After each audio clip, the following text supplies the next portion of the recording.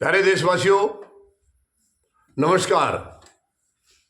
मैं आज आपके साथ किसानों की समस्या के बारे में कुछ बातचीत करना चाहूँगा, आपसे साझा करना चाहूँगा। देखिए, किसान इस देश का अन्नदाता है। इस देश का क्या, सारी दुनिया का ही अन्नदाता है।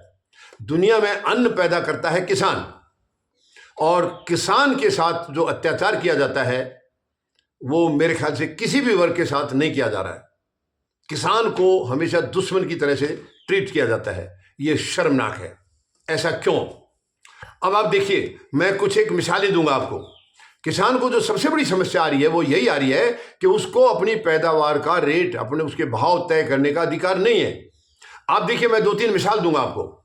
यानी आप देखिए, बीड़ी सिगरेट सेहत के लिए नुकसानदायक है। बीड़ी सिगरेट से शरीर में नुकसान होता है, लेकिन बीड़ी सिगरेट को जो बनाने वाले हैं उनकी दौलत का कोई अंदाजा नहीं है। कितनी दौलत है उनके पास, बेशुमार दौलत है, जबकि वो चीज वो बना रहे हैं जिससे शरीर में नुकसान होता है, शरीर का नुकसान होता है, वो बना रहे हैं। उसके पास दौलत का अंदाजा नहीं है। आप देखिए, शराब भी सेहत के लिए हानिकारक है। जिंदगी जीने के लिए नहीं है शराब, सेहत के लिए हानिकारक है। लेकिन शराब बनाने वालों के लिए भी आप देखिए, दौलत उनकी बेशुमार दौलत है, उनके पास बेशुमार दौलत है, जबकि वो नशे की चीज बना रहे हैं। बीड़ी सिगरेट भी नशे की थी, शराब भी नशे की है। इससे भी यानी शरीर को नुकसान हो रहा है, बल्कि कई परिवारों में तो बर्बादी हो जाती है इस नशे की वजह से। लेकिन फिर भी इसको बनाने वालों की देखिए आप दौलत, उसके पास दौलत का अंदाजा नहीं है।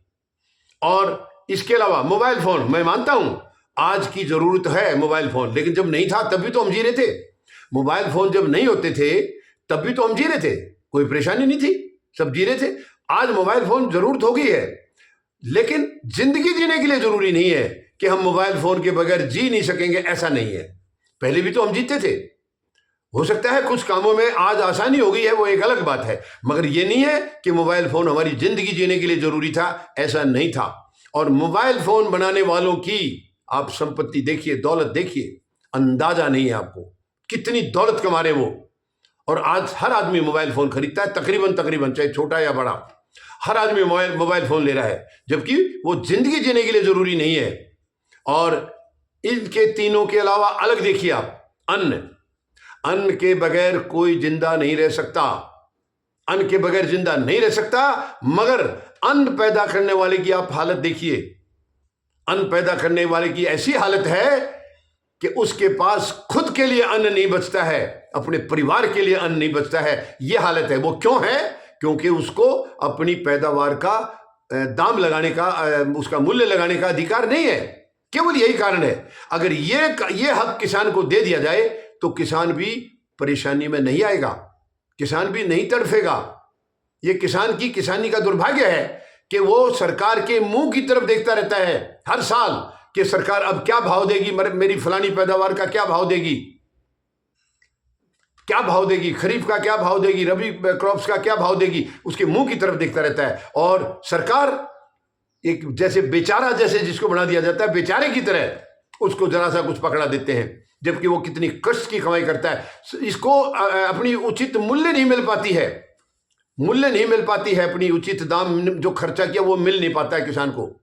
कितनी शर्मनाक है। वो घाटे में रहता है किसान। कितनी बार ये पूरी अच्छी तरह से हिसाब किताब करके देखा है, किसान घाटे में रहता है।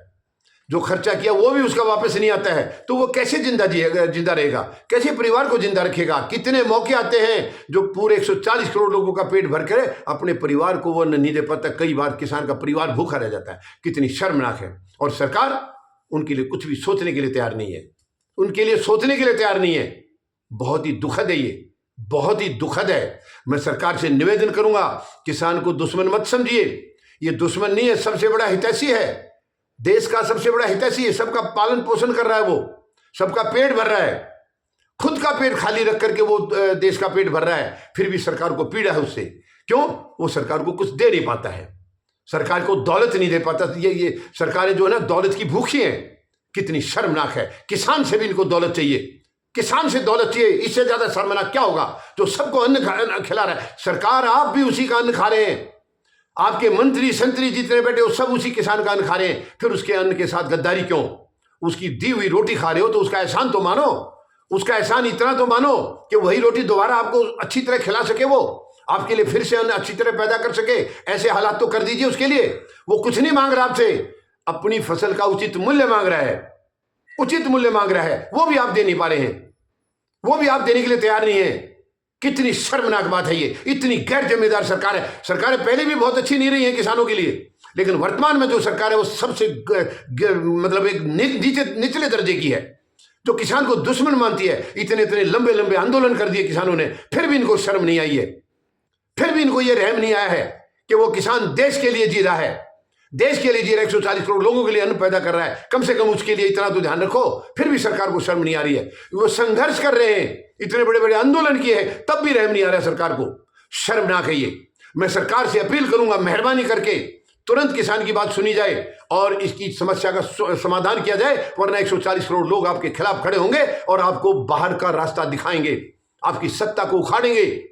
मैं आपको प्यार से कह रहा हूं, सरकार मान जाइए, किसान दुश्मन नहीं है इस देश का, अन्नदाता है वो, उसकी बात सुनिए, मत नकारिए उसको, हमेशा हर जगह पर मत नकारिए उसको, उसकी पीड़ा को सोचिए, उसकी पीड़ा को देखिए, महसूस करिए, कितनी तकलीफें होती है उसको खेती करने में।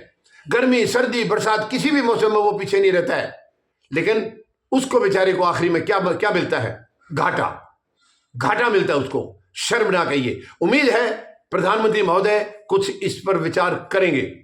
धन्यवाद। जय जवान, जय किसान, जय हिंद।